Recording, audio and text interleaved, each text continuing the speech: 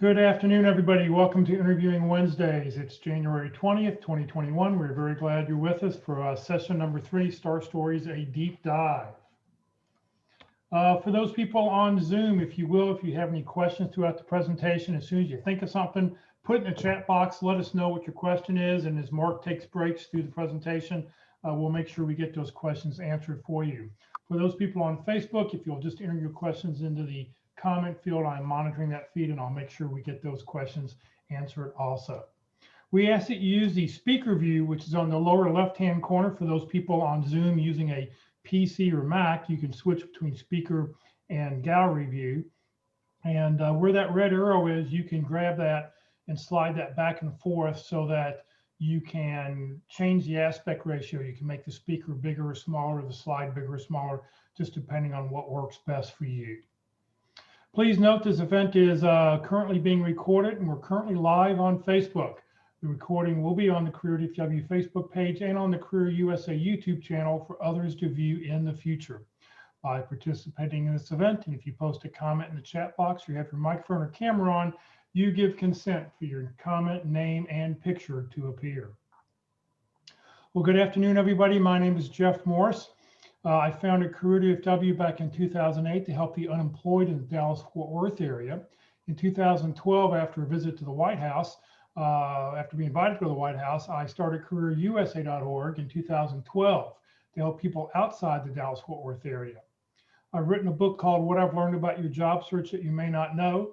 It's available on Amazon for 15 bucks, but if you live in the DFW area and want to drive by my house, you can throw 10 bucks out the window, and if you drive real slow, I'll try to throw the book back in the window to you. Since 2007, I've been facilitating and leading the North Dallas Plano Career Focus Group. I'll tell you about our upcoming program that's happening this Friday at the end of the session. And since 2017, I've been a member of the practice interview team, and you'll hear more about that in just a couple seconds. We've got 2 people who put together this workshop for us at 13 sessions. Mark McDonald, who leads the practice interview team, and Walt Glass, who leads the interview success workshop. Walt is under the weather, so he won't be with us. I think he's watching us online just to make sure we do it right. But Mark, I'll let you introduce yourself. Yeah, let's do that. And let's make sure I do it in the right order. Last week, I guess I did it in the wrong order, or maybe I just jumped around like I usually do. I'll just keep bouncing back and forth. Yeah, there you go. Try to make this presentation, this is a whole series of webinars, and they're mostly tutorials. Got started with the education sessions that we used to do at the end of every pit crew meeting. So we used to meet on Wednesday afternoons at 1 o'clock, just like we're meeting now, and we do 3 or 4 practice interviews, and then afterwards we talk about interviewing. And so that was our little education session. And since COVID has come along, now Walt and I have worked together and put together a much more extensive set of material, an hour and 15 minutes to an hour and a half a session. And so that's how this particular thing got started. We're still associated with the pit crew though, except now we don't have to do the interviews on Wednesday afternoons. We can do them any day of the week using video conferencing technology, and we use the Zoom platform. So it's a practice interview. There's 3 panelists who ask the questions and give you the assessment afterwards. All of those panelists have been hiring managers, and that's part of the secret of the pit crew, is the people who give the interviews and give the feedback are professionals at hiring people who have done it as part of their professional responsibility.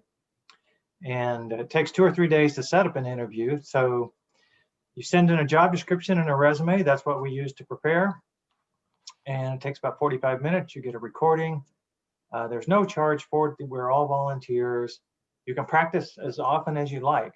We're going to help you to develop your interview skills, the basics that we talk about in this webinar, but also more advanced things like how to build rapport with the interviewer. And today we're talking about star stories, which is a big part of building rapport and demonstrating your credibility through answering the questions that you're asked in a star story format. So that's what the pit crew is about. If you'd like to get involved, meaning if you'd like to practice, send an email to dallaspitcrew@gmail.com. That's the best way to reach me. Some people reach out through me through LinkedIn, but and that's fine. I'll link in with you. Jeff will show the LinkedIn profile in just a second. Just send me a brief note. But if you want to do an interview, please come through the dallaspitcrew@gmail.com email address. So I keep track of all, the things that I need to do and the interviews I've scheduled through that Gmail account. And so there's my LinkedIn profile. If you search on Mark A. McDonald, you'll find me very quickly. And my background's in telecommunications equipment. It's now called IT infrastructure. I'm retired. I did that for 30 plus years. It was a good career. Most of it was in the Dallas-Fort Worth area. But towards the end, it got kind of soft, very soft, as a matter of fact. And starting in that recession in 2000, I got laid off, and then I got laid off 2 more times in the next 10 years. So those are my credentials for talking to you today. I've been laid off 3 times. And 2 of the times I got back pretty quickly. A couple of months was all I was out, but the 3rd time was not that way at all. And I eventually took a bridge job, which some of you may be considering as well, and then officially retired in May of 2018. So that's my background. You want to talk about what you counsel? I forgot my coaching. Yes, Yeah, I do one other thing besides the pit crew. Thanks, Jeff. Is I coach on how to answer this question: why did you leave your last job? And that's one of the 4 key questions you need to have a good answer for. I talked about them last week, and we'll talk about them more in a couple of the other sessions. But one of them is, why did you leave your last job? And for some people, that's pretty straightforward. Their company had financial trouble. They had to lay off a bunch of people, and they were just one of the ones that were in that reduction in force. But for others, it may not be so complicated and so straightforward. It may be complicated. And in that case, you want to be able to tell that story with brevity and confidence. And that's what I coach people on how to do. And not only how to answer that question, but how to answer any follow-up questions that may be generated by your particular situation. So it's a pretty comprehensive approach. We do it on the phone or on a Zoom call, may take an hour to an hour and 15 minutes. So if you'd like to have one of those sessions, again, just reach out to the dallaspitcrew@gmail.com email address, and I'll set up a time for us to have a confidential discussion about your situation and how to approach it. Great, thank you very, very much. All right, Walt Glass is not with us today. I think he may be watching us, but he's under the weather, and so we won't be hearing from Walt, but Walt leads the Interview Success Workshop. If you'd like to reach out and find out more about him, you can look at his LinkedIn profile. All the details are in the information in the About Us section about who he is, and it'll explain about what he does. If you'd like to conduct one, it'll probably be 2 or 3 weeks before he gets back to doing them, but it'll be walt_glass@yahoo.com. So today is session number 3, Star Stories, a deep dive. So Mark, take it away. All right, very good. Let me do a couple of things with my computer here. Last time I had a lot of trouble getting the chat window to show up. But first I need to share my screen.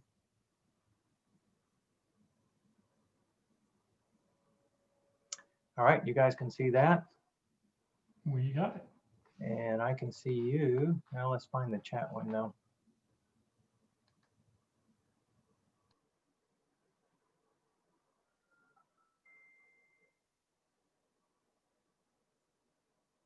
All right, there's chat. Okay, first thing I'd like you to do in chat is, if you're brand new to the Pit Crew today, and I just saw that there was like 51 people online today, is this your first time to ever do a Pit Crew or an interview Wednesday, please let us know. Just type in your name and put first time. And I encourage the other participants who have been involved over a longer period of time to reach out to those first timers. And we're going to do a little networking, right here using Zoom technology through the chat window. So please go ahead and put that up there if you're a first timer.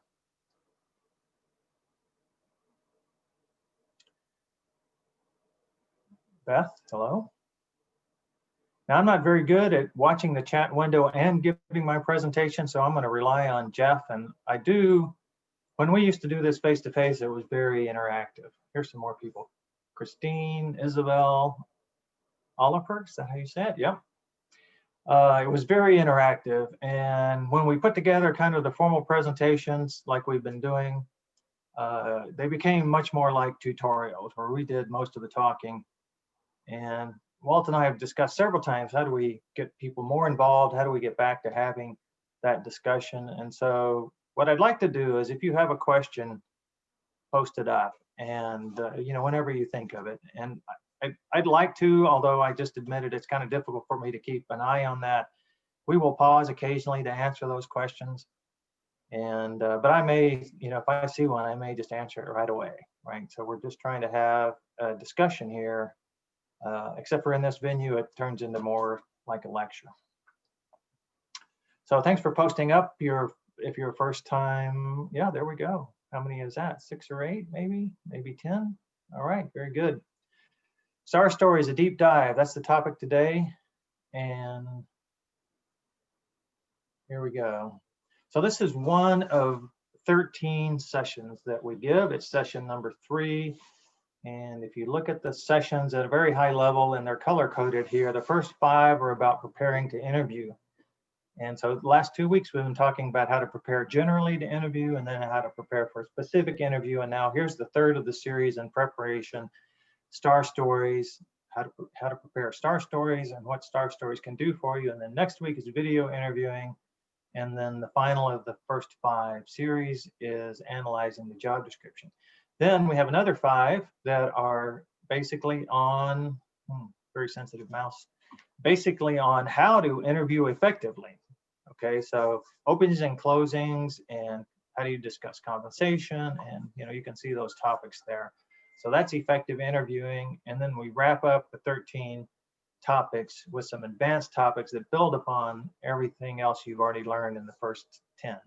So that brings up that all of the recordings are available on Jeff's Career USA YouTube channel. So if this is your first time and you haven't seen 1 and 2, you can go back and take a look at those recordings. And we did this last time. We did this in the fall as well. This is the 3rd round. So all of these sessions are also there from the fall. So if you have a particular thing you want to focus in on, like asking questions, you can go take a look at that one from the fall presentation.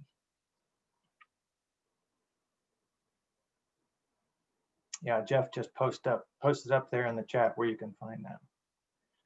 Okay, so there's something about Star Stories that makes them hard to do. And this is just based on people come to the pit crew. We have 3 or 4, sometimes 5 practice interviews a week. 99% of the time, we give people feedback about their Star Stories. And then we're going to talk about how to do a Star Story. But I want you to maybe think about them a little bit differently, in the sense what this question is, what makes you unique? And really, what makes you uniquely qualified for this position? And our philosophy is, or our perspective is, through the pit crew, and it's generally true, I think, that when you interview, the interview is a culling process, right? So they start off with a posting, or maybe some referrals, and then they look at 5 candidates, and then they select 3, and then maybe they select 2, and then finally they select 1. Okay, so as that funnel gets winnowed down, you get to a point where everybody has enough skills, abilities, the knowledge, and relevant experience. The 2 or 3 that are left. And now it's something else. What makes them unique is how I put it here. What makes you uniquely qualified for this position? And when you get that question, and sometimes we ask it in pit crew, what makes you unique? But it's really, what makes you the best candidate for this job?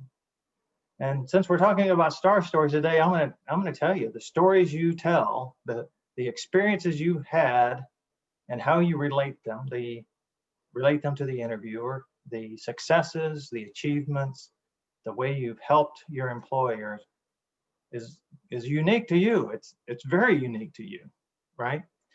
And so that's a big part of showing how you can help, how you're the best candidate for the job, why you are uniquely qualified for this position. And, in the end, that's the best you can do, is you can relate how your experience will help them, and they're ultimately going to make the decision based on the input from the other candidates. And you may not prevail, but you can go away from that saying, I represented myself well. I told them all the ways that I could help, and I did that effectively. So that's what we're going to talk about today. And this is something I went on the, you could do this as well. I went on the internet and I looked up this question, what makes you unique? And so this is what I got. And this is just right off the internet. So here, if you want to, what makes you the best candidate for the job? That's the reimagination of that question. What makes you unique? You want to keep your answers memorable. Star stories do that. We want to keep them focused and relevant. Star stories do that. You want to make yourself stand out from the herd by showing your value. That's what star stories do. Okay. Memorable, focused, relevant, and shows value. Okay, we're going to start from the basics. I'm going to go through this as kind of the basics, and then Walt, the way we typically do this is I give the flyover, and then Walt comes along and he fills in a little more detail and talks about how to do what I summarized at the beginning. So this is my basic part, and then I'll go into Walt's part, which talks a little bit more in depth about how to actually make a star story. And there's actually an example that we walk through. And this is a story from my background. So I'm just setting this up. Situation, the S part of a star story. And this can be very brief and should be very brief. So, and you were just putting this in context for the interviewer, where you were working, what your job title was, what your role was. If it's, job title may be enough, but you may, be a manager of hardware development, working with a team of 15 engineers. Okay, so that's your job title and your role. And before that came when I was working at Rockwell International. Okay. Now in this case, I was working at DSC Communications. So here's my situation. While at DSC Communications, it was my 3rd month there, so I just started. And I was the director of systems engineering. I was working as an individual contributor in a group. Okay, so that's a sentence and a half, let's call that, for the situation. Next comes the task, which is what you and or the group that you were in set out to do, the goal, the objective of what you're going to talk about. A little bit later, we'll talk about when you tell star stories, but right now we're covering the basics of star stories. So in this case, I was working as an individual contributor in a group, okay, and here's our task that was exploring the feasibility of producing an international version of a very successful product in the North American market. My task was to assess the backplane portion of the product, okay, so this is how we build these products that the phone companies used. So there's about 3 sentences on what the task was. The action, now the action's got to be all about you, and this is a mistake that a lot of people make. They stay in the we vernacular. They're saying, well, it was a group task. There was a whole group of us doing this, and so here's what we all did. But they don't want to hear that. They want to hear what you did, right? They're not hiring your group. And so here's my example, very brief. So it starts with the previous task. My task was to assess the backplane portion of the product, which I did in the usual way, by reading the specifications and by also taking the extra step of ordering and reviewing the schematics. So these are the drawings for how the backplane is supposed to be built. And so that was the action I took. The result was very powerful. And so as a result of my attention to detail, so this was an answer to a question about attention to detail, because that would be on my resume. As a result of my attention to detail, they discovered a discrepancy in the design of the US backplane that saved the company several $1 million, estimated to be $4.5 million.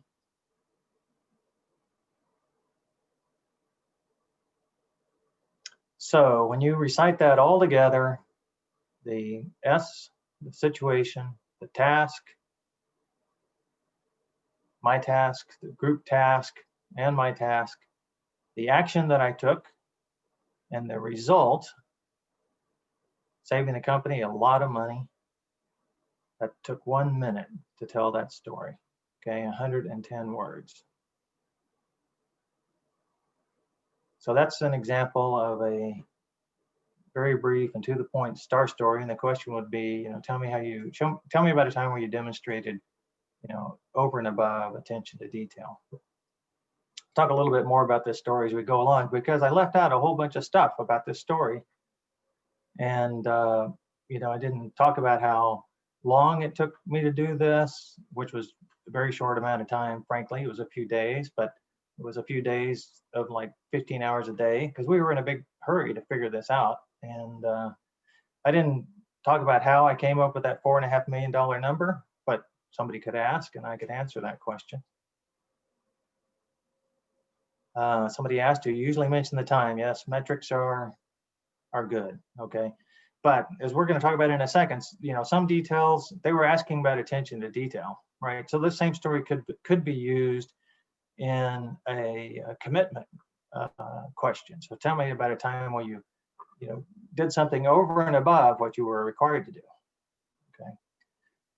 So that's one of the keys about star stories is a one situation, one activity, one goal that you have achieved in a group or by yourself can be used for several star stories. Well, that was a good question. Now, star stories should be 60 to 90 seconds max. Okay, so I just did one you could say in 60 seconds, okay? 90 seconds is the max, and so that's 180 words. It's not a lot. If you write that out, it's not even a third of a page if you put it in a Word document. So these are very compact and focused. Down here, focused, relevant stories that show value. And if you hit all those points, focused, relevant, and show value, then they'll be memorable. 60 to 90 seconds. And just here's a factoid. I looked this up on the internet too. Most people talking about 110 words per minute. Some people faster, maybe from the East Coast. Maybe some people slower, but I don't think much slower than that. But about 110 words per minute. So if you get 180 words or so, you're going to be at that 90-second mark. I mentioned this already, and this is very common to not talk about yourself. Some people think they're bragging about themselves, but there's no I in team. But in this case, in an interview, and if you were talking, if you're just having a conversation, you probably would not want to, use the first person. But when you're interviewing, it's a different situation. You need to talk about what you did. You need to, my contribution was, this is what I did. Now the team, the situation might be a team situation. The task might be a team task. The result is likely going to be a team result. The story I just gave was, my effort resulted directly into $4.5 million. So but it was still part of a group, which was part of the situation and the task. So the action is all about what you did and in the first person, okay?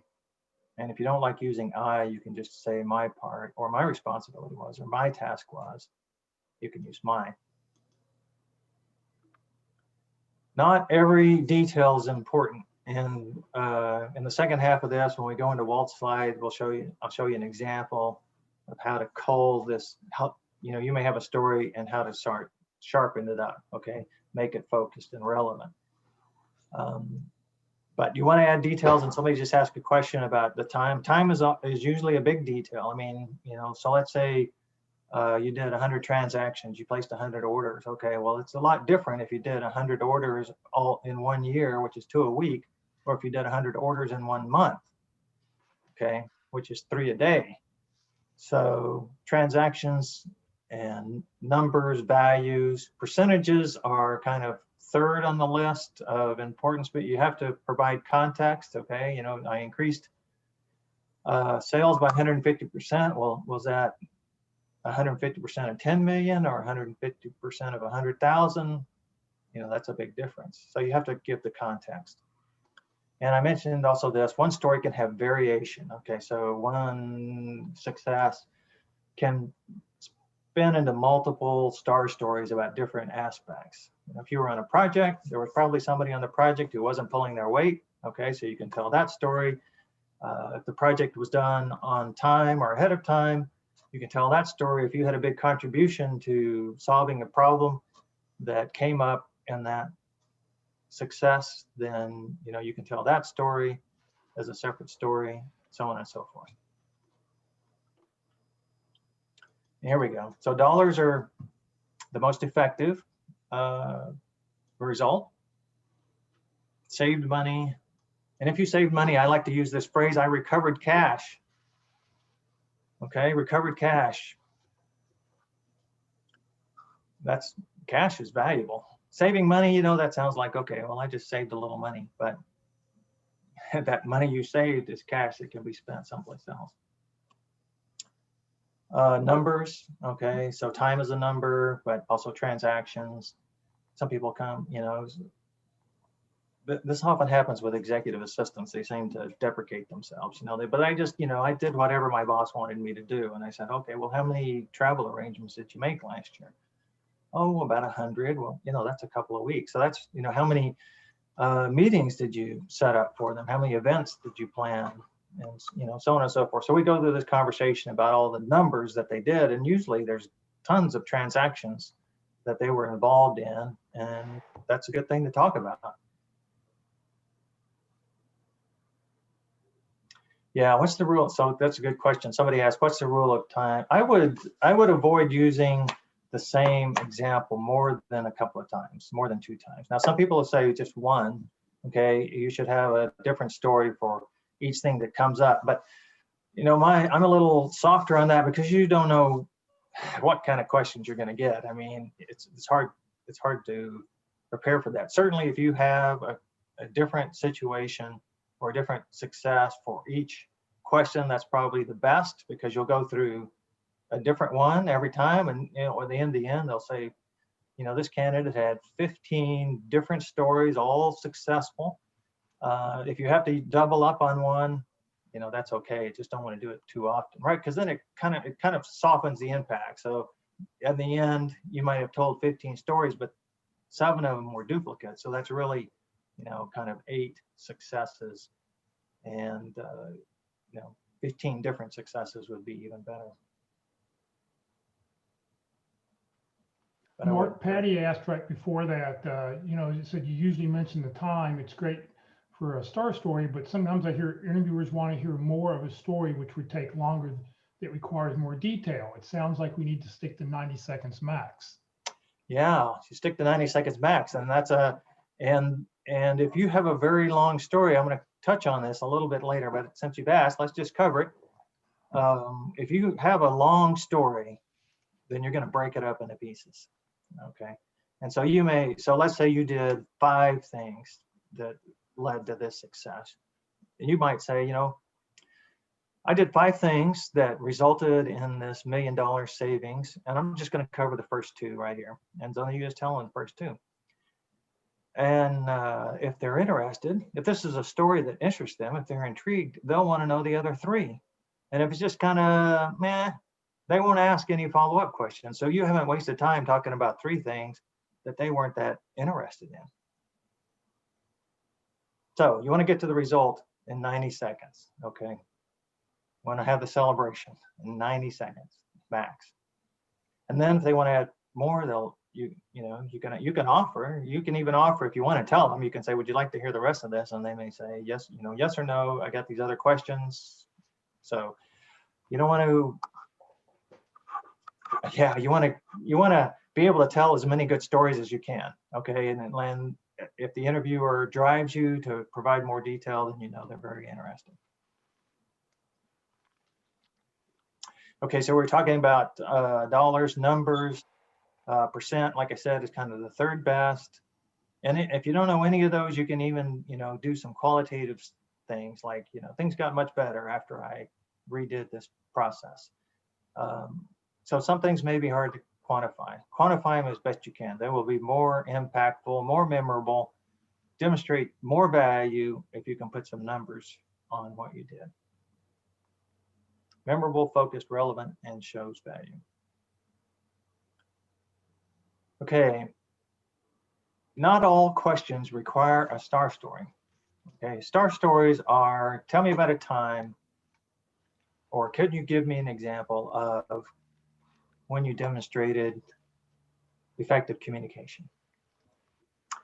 So you get to pick the instance, you get to pick everything. So that's a star story. It's an open-ended question.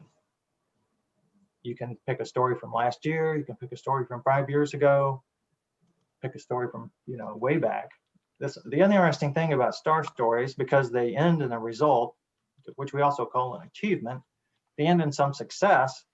Those things are really timeless. A success or an achievement is a timeless thing. I mean, you can go back a long ways. You don't have to worry about it. Now, the skills that you used and the knowledge that you had at that time may be completely irrelevant today, but the fact that you used what was available to you at that time and had a great success speaks to, your ability to do that again in the future. And that is timeless. That is timeless. Okay. So when you're asked to tell a star story, tell a story, and they usually begin with, tell me about a time, or give me an example of, then that's the time to tell a story. Otherwise, you just need a comment, and an example is good, right? So oftentimes this happens with the bullet points on your resume. You have these 5 or 6 or 7, 10 things. Sometimes people have a really long list of things they're good at, or some, saved $1 million, some short thing that they achieved. And so they may ask you about that, right? So tell me more about that, or tell me about that. What makes you believe that you have great attention to detail. And so that should be answered very briefly, 20 seconds to 40 seconds. And I suggest you give an example. And you might say, well, I think I have extraordinary attention to detail because, it happens to me pretty regularly that I find things that, because I'm very detail oriented, for example, and then give an example. So that's not a star story. That's just a brief answer to the question. And then similar to a star story, though, you give a very brief answer. They may say, well, tell me a little more about that. And so then you can add on a little bit more information. Now, sometimes, and I think this happens fairly frequently, is you maybe ask a question that kind of stumps you, right? You're not quite sure that you have a star story that's going to fit. And you can certainly ask a clarifying question, and you want to pause to consider your answer. We had this happen yesterday in one of the practice interviews, and you can even ask to defer the question if you'd like. Could we come back to that?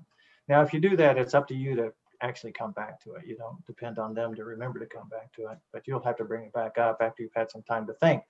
But let's say you've got something you're not quite sure it's close. I mean, it's close, but you're not quite sure.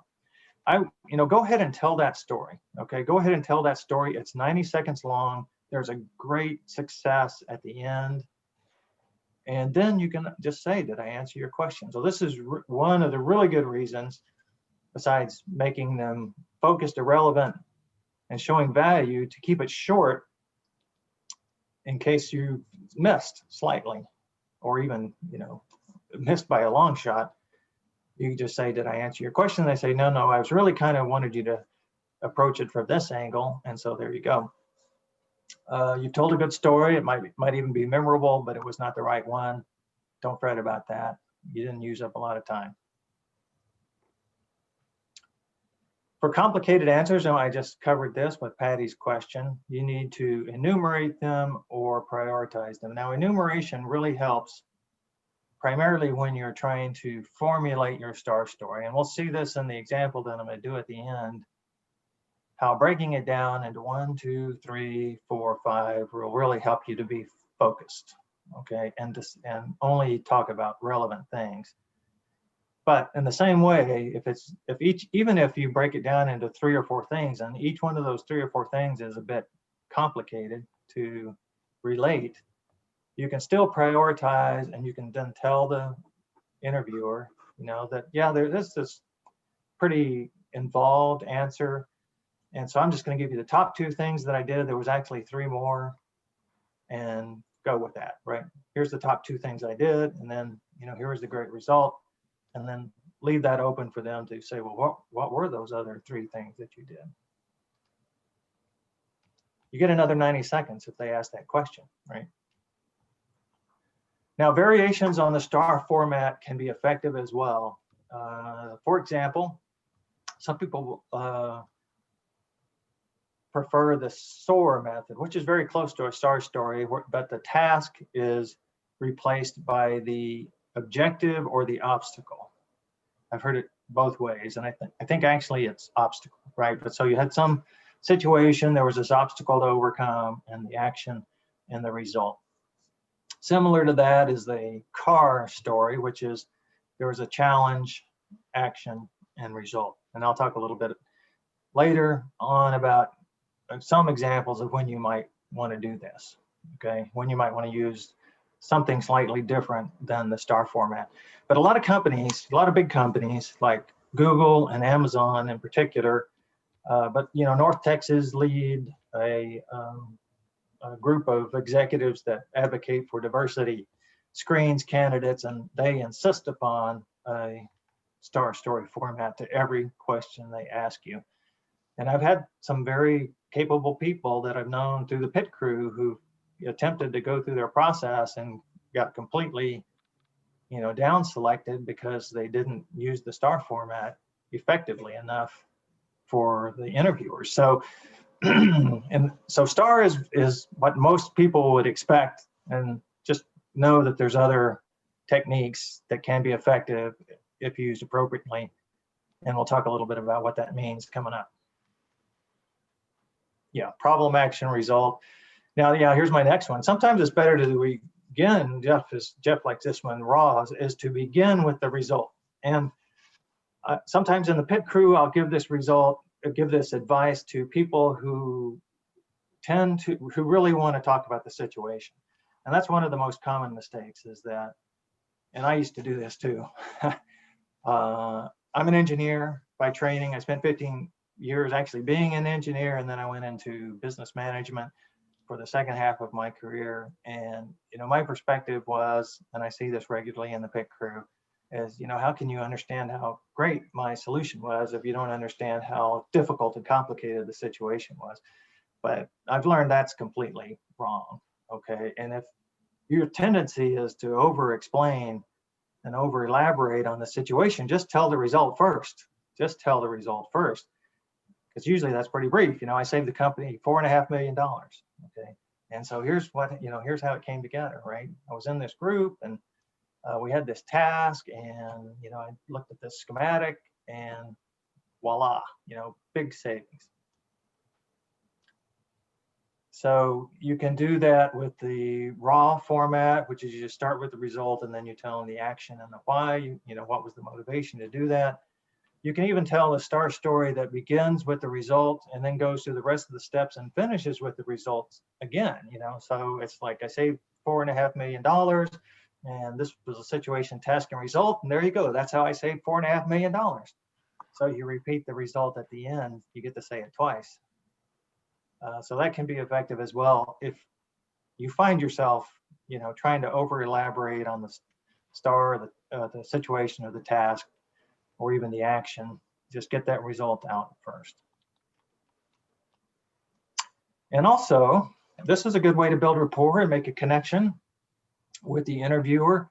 Is they ask you a question, tell me about a time you had a difficult client. And so you tell them a story, and then it's a great time. That's a great opportunity to ask a question like, so when you have a client who's unhappy, what are they usually unhappy about? And then you get the interviewer to give you some information, and they get to talk about the job, and you get to take a little break, and you build a connection there, start to build some rapport. So not every time you get asked a question are you going to respond with a question, but some stories, just beg you to ask a question, so you have more information about what they need, where they need help, what their challenges are.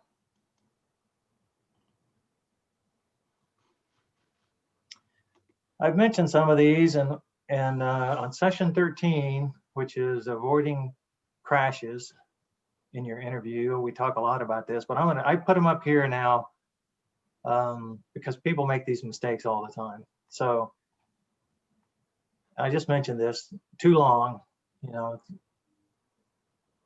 too long. Anything more than 90 seconds is too long, okay? So typically that's because they want to over elaborate on the situation, or they want to talk too much about the actions, okay? So I gave you some strategies on how to prioritize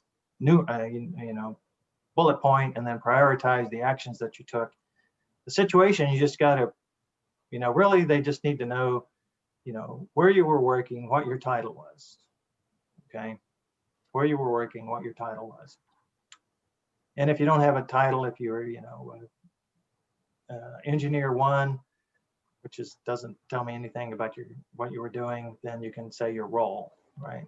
Instead, so a sentence and a half, something like that. So that's typically the issue with star stories.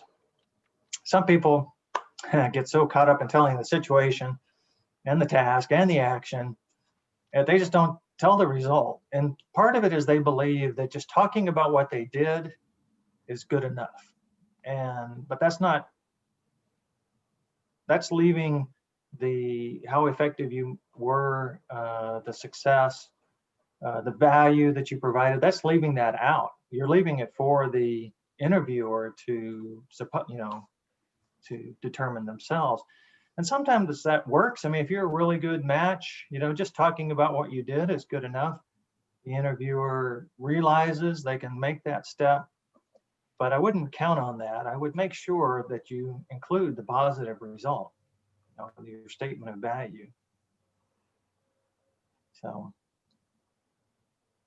and this is how star stories can be used to build rapport, because every story ends in a success. And you can get to it, and you can lean forward, and you can smile. Might give them a little wry smile. Wasn't that great? Aren't I proud of myself? So there's a celebration, and they go through that story with you. You tell them the situation, the task, the action, the result. They're going like, yeah, that's great. So this is how you make a connection. It's much more memorable. And if you leave that result out, it's much less memorable. Mentioned this before, I'll mention it again. I may mention it some more in the presentation.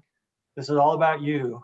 It's about you and how you help, how you can help, okay? By telling a story about how you helped in the past. There's no we involved in the action part of it. It's just you. And this is another pitfall. People slip into the third person and talk about we did this, we did that, and they think they're being inclusive. But unless it's very specific, and this is not just the action, this is they may be more generic. So tell me about a time where you had a client who was unhappy. And then you might say, well, usually when I have a client who's unhappy, I do this, that, and the other thing. Well, that's a generic response, okay? And what they want to hear is a specific example. So that's why you have to have the situation and the task, right? So I had this client, it was the top 10 client, which was $2 million a year in our business. They were unhappy about, okay? My task was to resolve, and this is how I did it, okay? Not a generic, I got this checklist, and when I have an unhappy client, first I call them and I find out what they're unhappy about, and then I talk to my manager, and then I try to resolve it, and usually I give them a call. That's very generic. That's not specific at all. That's totally unmemorable and really not very credible, okay? So instead of being incredible, it's anti-credible. So don't be generic. When you're asked to tell a story, you need to give a specific instance. When you're asked to comment on something on your resume, you give a specific example to go along with it. Okay? No, I read it in a book kind of answers.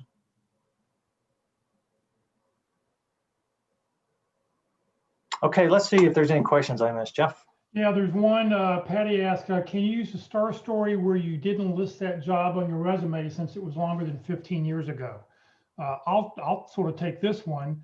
You don't want to do that because Thursday, when we do our resume training on Thursday, we talk about when Carol used to say, if somebody would go and tell a story about something, the recruiter, she says, as a recruiter, I'd go be looking and say, well, I don't see this job listed on your job description, on your resume. So it's really important that if you're going to talk about things that you've done that are not on your resume, that you have a section on your resume called prior work experience. If you list the company name and Title. And just a dates of maybe when you worked there, that's all you have to do. Then that gives you permission to be able to talk about star stories from that period, because you don't want to be talking about something that the interviewer doesn't see on their resume. Yeah, other relevant experience is the title. So. And what did you say, Jeff? Prior work experience. Yeah. Prior work experience, I think, is what Carol calls it on Thursday. Carol recommends. Yeah. And one other point I just want to sort of bring up that you talked about here. Another reason that you want to tell a 60 to 90 second star story is because if you're telling 3 and 4 minute stories and you only have 30 minutes, you're only going to get 4 or 5 stories in. If you keep them short, you then have an opportunity to tell more star stories and maybe even ask more questions. So, keep it shorter, and you can always say, would you like to know more? And if they want to know more, you tell them. All right, good. Thanks, Jeff. Any other questions that I missed? Somebody said, can you provide a list of suggestions for star stories you have in your pocket, like effective communication, leadership, or how to identify what star stories we should have?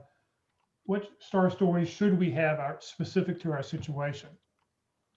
Yeah, so in the first 2 sessions, we talked about preparing to interview and preparing for a specific interview. So you're likely to be asked about the tools you've used in the past, the processes you've run. So they might say, tell me about a time when you used the agile, development methodology, about the relationships you have with your peers, your supervisors, and your clients. And so those are a few of the examples that are generic and almost, always get asked. In the pit crew, we always ask people their greatest achievement or something close to that. And, their time they made a mistake, the time they failed. I recommend that you take your experience and for every year you have an achievement for that year, achievement story. What was your greatest experience, that achievement during that year, and then what was your greatest learning experience? Okay, so what did you do that may not have turned out so well, but you learned a lot from it and you've benefited from it ever since. And so that gives you a pair of star stories for every year. Think of it that way. And if you join us for our resume class tomorrow, you'll understand the fact that your bullet points should have a result. And if your bullet points have a result, every bullet point technically is a short star story. And that's probably what interviewers are going to ask. They're going to go, well, tell me about this thing here. You have this listed underneath this job. They're going to want to know more about that. They're going to want to hear the detailed story. So just preparation. Preparation. Star Q, there you go. Result, star, question. Good job. Beverly, thanks, Beverly. All right, let's move on then. And so now we're switching over to Walt's slides. So, and so we're going to start. We're kind of going to start over now. But now when we're starting here, we're going to start with the hiring company. So why do the hiring companies like these behavioral interview questions? Tell me about a time or give me an example where. Behavioral interviewing has been around for a long time. it was in response partially to making sure the company, was hiring effectively. And, when I got promoted to a manager and started hiring people, nobody gave me any training on how to hire people. I guess they figured I just knew. So this was a kind of a overriding technique that the whole company could use that would help standardize the hiring. So it's a method to determine how we know a candidate can actually do the job. So it involved analyzing the job that you needed done and breaking it down into specific skills and characteristics, personality characteristics, for instance, that were necessary to be a good performer in this role. And some of it may have been based on current employees who had done well and what their characteristics were, but it was very objective kind of criteria. So the company determines the competencies required for the job, answers the questions, what kind of knowledge is necessary, what kind of skills, abilities, characteristics for success are required in this position. And you can see, that those may change slightly or even dramatically as they get more experience, right? So in the engineering world, they typically had engineer 1, 2, 3, 4, 5. Some people went through 6. I mean, that was your title, engineer 4, but each one had varying levels of independence and responsibility and accountability. And so those were all categorized. And then once the specific competencies were analyzed and selected and prioritized, then they could be included in the job description. Okay, so the job description would have the key things that they're looking for, and then you'd also be asked questions directly related to those competencies and skills and abilities that you have. Okay, so oftentimes people who use this technique ask every candidate the same questions. They may, sometimes I have the different interviewers ask the same questions or similar questions to see if your answer changed among the different interviewers. Sometimes each interviewer has a few questions that they focus on. So, at the end of an interview with 4 or 5 people, you might have been asked 20 questions that cut to your skills, abilities, and knowledge and characteristics that they're looking for.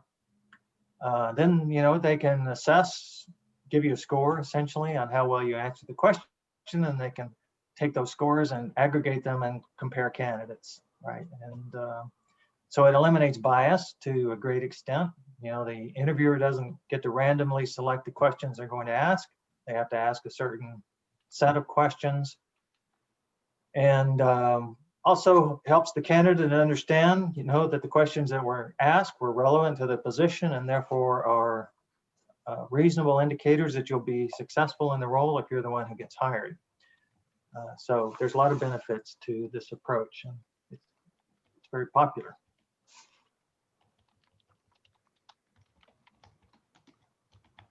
Now, there's some side benefits too that you'll see if you go and do some research on this, because I think it wasn't the genesis or the reason why behavioral interviewing came about, but what's been discovered is it's much more difficult for candidates who haven't actually done the work to kind of extemporate or fabricate experience and knowledge that they don't have, okay? Because you can ask those follow-up and drill down questions and very quickly come to realize that whatever the candidate said, they didn't really do. And so that's part of, of answering a STAR story with a generic response, because you may have read it in a book, but you've never actually done it.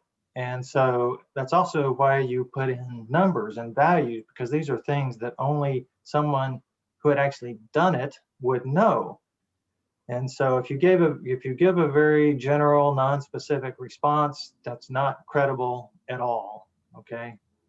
The more details, the more focused details, the important details, and leave out the unimportant ones, the more relevant the details, the more credible you are that you actually did what the interviewer was asking for, and you haven't seen it done. You didn't watch it. You didn't read about it. You didn't see someone else do it. You did it. Okay. They also, through your choices, what you decide to talk about and how you tell the story, they get an insight into how you think. Okay. They get to know you a little better. And of course, I already mentioned, gives them a more objective and fair way to analyze, removes bias from their decisions of who to hire.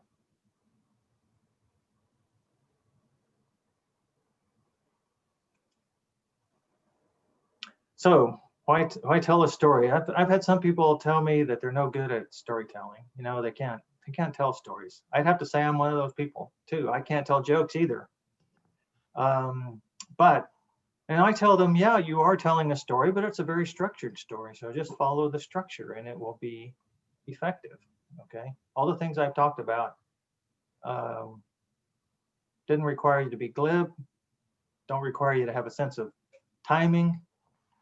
It may require you to have a little sense of marketing because you're not telling the whole story. Sometimes you just tell part of the story just to gauge the interviewer's interest.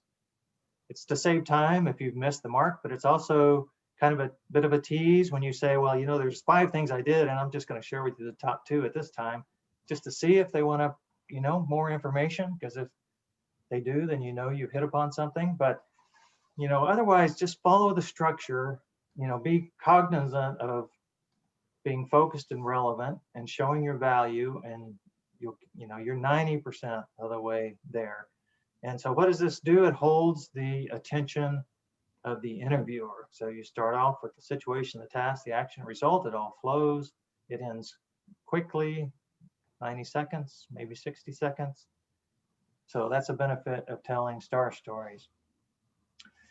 The listener goes through the story with you, and as Jeff mentioned, you know, if your story takes 4 minutes, you only get to tell 5 of them, and if if it's shorter, you get to tell 10 of them. And so a lot of interviewers won't remember all the details, but they will remember, you know, I just heard success after success after success, you know, with this candidate. And if it's a structured format where they have specific questions each interviewer has to ask you, you know, if they don't get through their 10 questions, you just don't get a score on those questions. You know, it's not their fault that they only can give you a score on 5 of them. And if another candidate gets through all 10, they got a score on all 10, their score is going to be better than your score. That's just a sad fact. Okay. Empathy is created, a connection is created as they go through your story. And as I said, you know, these are predominantly success stories, or if you've been asked something negative, they're a great learning experience. You can be proud, you should be proud of your successes, and you should be happy that you learned something that was very beneficial, you know, even though you didn't get the positive result that you'd hoped for, there was a learning experience. And, you know, people can relate to that. You know, they've done it as well. So empathy is created. Empathy leads to an emotional connection, and that leads to rapport. Rapport is a connection between you and the interviewer, where, you know, you start to believe you understand how they think, and they start to believe they understand how you think. You know, you're somebody who could be valuable in their organization. And primarily, telling a story with a good result helps them remember you and remember the story. Sometimes you don't get any behavioral interview questions, you know, you don't get any tell me about a time, you know. So what do you do then? Okay, well, you can offer to tell a story, and this is a good time where you say the result first. Okay, so they may ask you, you know, like Jeff mentioned, you have a bullet point on your resume. That bullet point has a result, so they may ask you to tell them more about that, and then so you tell them whatever they ask briefly, and then you offer to tell them a story. So, would you like to hear a story about a time where I, you know, saved the company $4.5 million? Yeah, they probably do want to hear that story. okay? So now you're just priming the pump, okay? And then you can start with the situation, the task, the action, result. So result first, then situation, task, action, result again. You ask, towards you may have a question, one of your standardized questions, what is the most important priorities for this role? Okay, something you could ask early in the interview. And so they may tell you a few things. And so that may trigger something in your mind, and you can go right into offering to tell a story about that, right? So they may say, one of the favorites here is, I have experience dealing, with challenging clients, okay? And so they may say that that's something they're looking for. Now, a couple of questions come to mind right away. How many challenging clients do you have? And when you have a challenging client, what are they upset about? But you could also take this another direction. And say, well, yeah, I have a lot of experience about that. For example, would you like to hear a story about, this $10 million client that I recovered back in 2015? So there you go. You get an opportunity to tell the whole situation, task, action, and result again, based on a question that you asked, and then they responded, and that triggered another thought in your mind. When there's a pause, if you get a pause, if you get, kind of a interviewer may be thinking about their next question or considering what you just said, pick something mentioned earlier in the interview and offer to tell a story. Now you can say, well, you ask about X, Y, and Z. I have a story, I have a success where X, Y, Z happened. Would you like to hear about that? So these are all good times where you can lead with the result and offer to tell a story. And why do you want to tell a story? Because of all of these things, okay? I've had some people, I think this is a frequent occurrence, and it may have occurred to you. The interview's over, you think it went well. I answered every question that the interviewer had for me. I think it went well. But if you haven't made any connection, if you haven't done anything memorable, then it may not have gone as well as you thought. So telling stories, has a much better chance, even if you initiate this telling of the story, of being memorable and advancing to the next step, or being the candidate selected. Just answering the questions is oftentimes not good enough to be the finalist.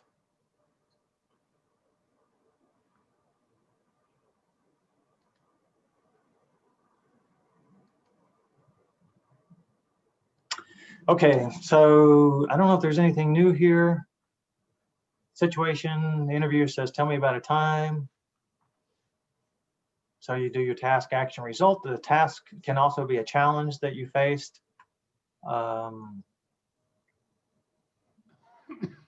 Yeah, this is just a summary slide. Now let's talk about how to generate a star story. And then we'll work this backwards. This is pretty good. This is Walt's example.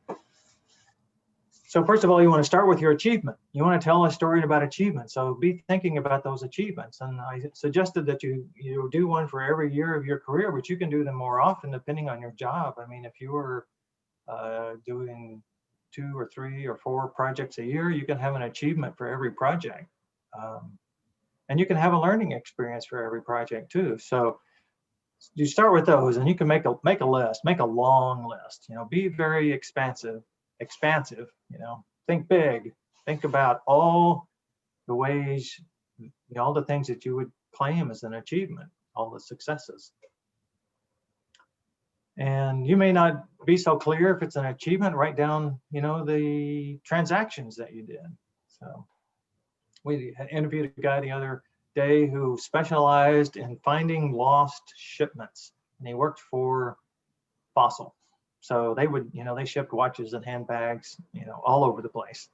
And, every now and then, what was supposed to be 5 pallets turned into 4 pallets, what was supposed to be 10 boxes turned into 9 boxes, and he found them all over the world. And so that's a pretty good skill. Okay, but we had to put it into numbers, like, so how often does this occur, and how many items did you find last year, and how much was it worth? And then that's where we got into talking about, I said, I saved money by finding these lost items, but really you recover cash because that cash was gone. Okay, you'd lost the box, the customer never got it, they're not going to pay for it. But when he found it, it was recovered and they did get the cash. And so that was his result. And over he had, 100 stories. He had a lot of good stories, but every year, he had 100 stories to tell about things that got lost in different parts of the world. It was pretty amazing. So start with achievements.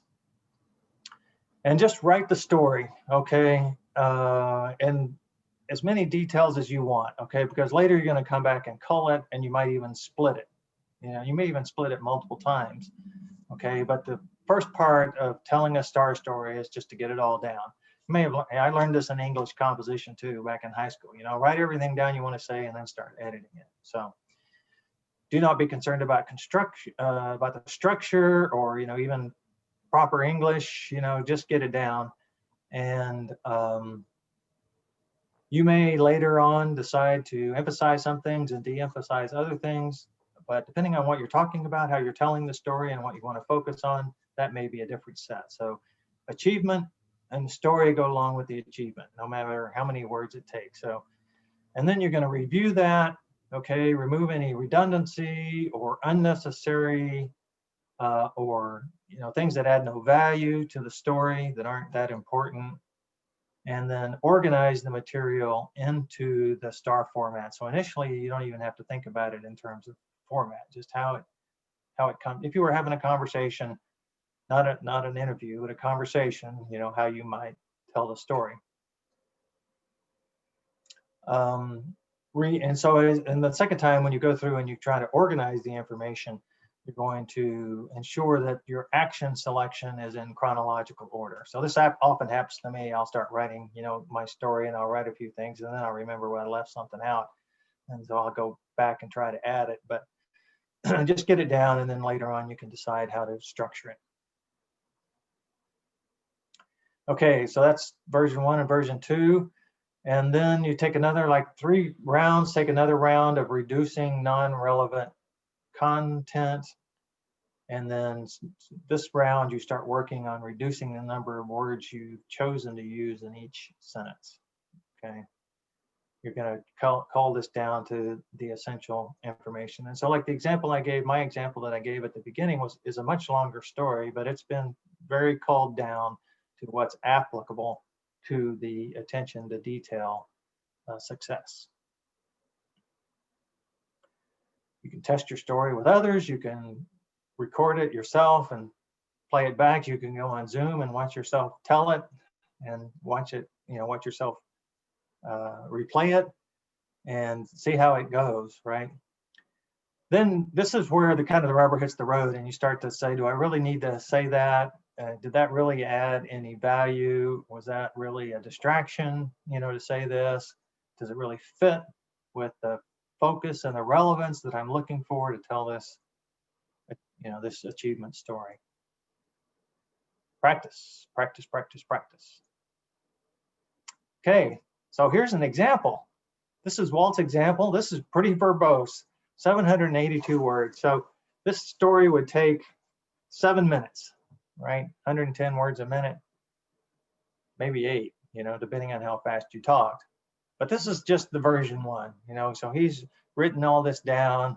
If you read this, I was reading it, you might even find some typos and things in there, but and this isn't all of it, there's more of it, but just write down the story, okay? And then you want to go through and look where you don't really need what you said. The content's not going to contribute. Like here he has here, I made a phone call and asked him what his needs were. Okay, I found out what his needs were. You don't need to say you made a phone call. I decided to schedule a conference. Okay, we had a conference. You don't need to say those are too verbose. Okay, so quite a bit of stuff comes out of here. in your first call. And this is also version 2, where you're focusing in on the results. That's the rest of the story. So now he's gone from 782 words on the first revision down to 452. Okay, so he's taken about 40%, a little bit more than 40% of the content out with that first revision. And mostly, unessential stuff that you would tell if you were having a conversation, but this is an interview and you're trying to get to the point as quickly as possible. So you're not going to say those things.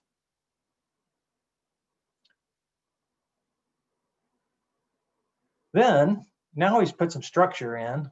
The final version, he organized it in the STAR format. He removed some more content.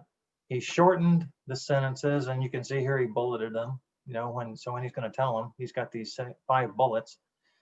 And this is now down to 212 words, 1/4 of the original story that he wrote, a little bit over 90 seconds to tell this story.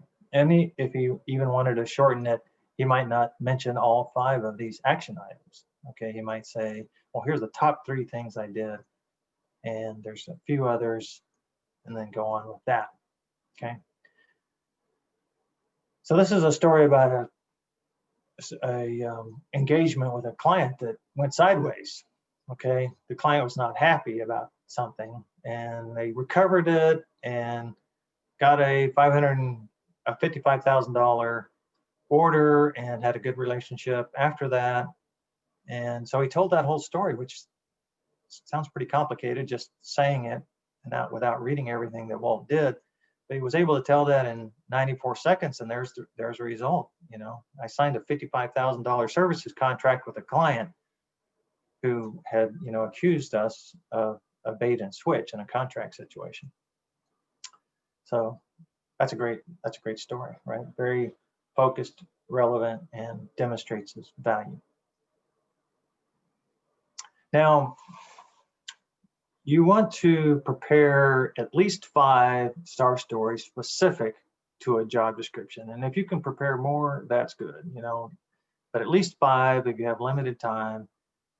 If you have more, you need to analyze the job description and this is an example of that. This is a format that Walt recommends that you, every time you get prepared to interview, you do one of these for your resume, but you also do one specifically for the job description, and you go through the job description and you analyze what they're looking for, what they need help with, what the themes of this hire are all about. And so in this case, the job description says that the new hire, the candidate needs to promote the continuous improvement of service quality, productivity, and customer satisfaction.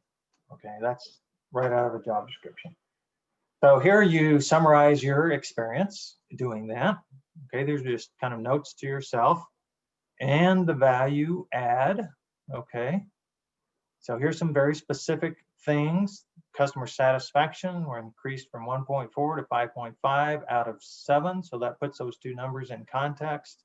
There was, 7 was the highest you could get. And here's some numerical, some dollar value of revenue and the benefit to the client as well that came from these experiences. And then some specific, reminders of the STAR story that you want to tell associated with that part of the job requirements. And so you may have more than one that are effective, and if you don't already have these prepared, you need to prepare them specifically for this job, the ones that are aimed at what they're looking for. But this is the structure and the discipline that you go through to make sure you're ready to address what's on the job description, okay, with your experience, your value add, and the stories that you want to tell associated with that story or stories. Okay, and we talked about this last week, so preparing for a specific interview. All right, I think I'm done here. Let's see if we have any questions before we do Walt's first story. And Walt, if you guys know Walt, he's into poems, and so he's prepared a poem for you. I'm going to do my best to recite it just like Walt would. But let's see if there's any questions first. Nothing that I see right now. All right. I may have beat this to death, but it's important. Walt's first story. Situation. When I was in the 7th grade, walking a mile to school caused a decision I made. I went to my dad and asked for a bike. He said, "Go get one." Not the answer I liked. Oops, I missed something here. Okay, here we go. Visiting 2 barbershops, I ask if they care to add shoe shine services to their cutting of hair. One said yes, and my joy started to show. The other said no, but what do you know? They requested daily strip center sweeping and more money I would be gleaning. So each morning I carried one tool, a push broom for sweeping prior to school. Shining shoes on Saturday and each weekday afternoon, the dream for my bike was coming true soon. In 2 weeks to the shop, I made my way with $20 down and $311.75 pays. I bought a blue Schwinn bicycle and began my riding days. And as I realized that work wasn't so bad, it was a few months later that I thanked my dad. So now you've heard, in its faded glory, Walt's earliest and shortest success story. Oh, success star story. There we go. All right, come and practice and come and do Walt's. Walt's going to be back, I think, pretty soon. He mentioned to me next week he could be doing some activities, but he's kind of recovering.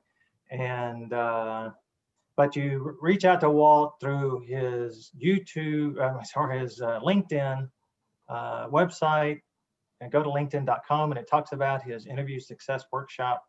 And the interview success workshop is just exactly that, a workshop. It takes a couple of hours, and there's 2 or 3 of you. It's a small group. It's a learning experience. There's no kind of schedule involved. It's not a mock interview. You talk about how to differentiate yourself, how you would answer questions and how you formulate star stories. And it's a workshop where the practice interview team is more of a practice interview. We do our best to simulate a real interview situation. And so I often say, knowing what to do is not doing it. And so you may know a lot about star stories, but come to the Pig Crew and find out if you can actually tell star stories that are effective, that are memorable and relevant and focused. And then you'll really know if you can tell star stories. Thanks, Jeff. Thank you, Mark. Thank you. Great information, everybody. I just want to sort of share other stuff we've got coming up on CareerDFW and CareerUSA.org. Tomorrow, Thursday, every Thursday, we do an effective resume class. Tomorrow, our speaker also has a co-presenter who's going to be with us. She's an executive coach, and she'll be sharing her top resume tips from an executive coach. And then, right screen here. Then on Friday, the North Dallas Plano Career Focus Group at 9:30 in the morning, our speaker's going to talk about be a better brand. I'll be putting out tomorrow afternoon a handout that the speaker has to those people that are part of the North Dallas Plano Career Focus Group. For everybody else, if you haven't joined our group, I will share that document with you when we get started at our meeting 9:30 on Friday morning. I'll share it then. Next Tuesday, we always do a LinkedIn presentation every Tuesday. You'll definitely want to join us next Tuesday. Kurt Vandemater, he's an executive retained recruiter. He's going to be talking about LinkedIn from a recruiter's eye. He pays that mega $1,000 a year to LinkedIn to have the recruiting package that allows him to see everything that's going on. He will show you from the back end what it looks like and what he's looking for. So it's always a very interesting and a great presentation. Then next Wednesday, we'll be on session number 4. We'll talk about video interviewing, something that we all have to do nowadays. So please join us for that. Lessons 1, 2, and 3 are current. Well, today's session has been recorded. We will be uploading it to the Career USA YouTube channel later this afternoon. It'll be up there in a couple hours. It'll be on the Career US DFW Facebook page. If you follow us on Facebook, every time we go live, your phone will give you a little buzz and you'll know that we're currently live on Facebook. And if you subscribe to our YouTube channel, every time we post a new video, you'll find out what that latest video is. If you want to see, this is what the YouTube channel looks like. Click on playlist, because that way you can see all the different playlists that I've created. They're always in a different order. Every time I go to the website, you know, LinkedIn could be first, interviewing could be first. It just, you never know. So just take a look and find the one for the subject you want. Don't click on the video, but click underneath where you see that green arrow. Click on View Full Playlist, and up will come a list of all the presentations that we have currently online. So if you've missed lessons 1 and 2, or if you want to see this one again, they'll be up. They're there. You can go back and watch them. That's the Career USA YouTube channel. If you're not part of our LinkedIn groups, please consider joining our LinkedIn groups. We have 2 of them. The Career DFW LinkedIn group's got over 12,800 members. So it's a great way to really expand your connections. There's also careerusa.org YouTube, LinkedIn channel, LinkedIn page. You're welcome to join both of them. You don't have to join one or the other. You're welcome to join both. And you don't have to only live in the Dallas-Fort Worth area to join the DFW one. Career DFW, we're a 501c3 nonprofit organization. We have no full or part-time employees. Mark is volunteer, Walt's a volunteer, I'm a volunteer. Everything I've done over the last 12 and a half years has strictly been what I do to give back to the community. We survive on donations. It helps pay for Zoom. It helps pay for the websites to keep them up and going. So please consider when you make your next, when you land your next opportunity, please consider making your donations so that we can continue to provide the services that we do. So thank you very much for joining us today. Hopefully we'll see you tomorrow or Friday or one day next week. Have a great day. Mark, thank you again. Thanks, Jeff. Thanks, Mark.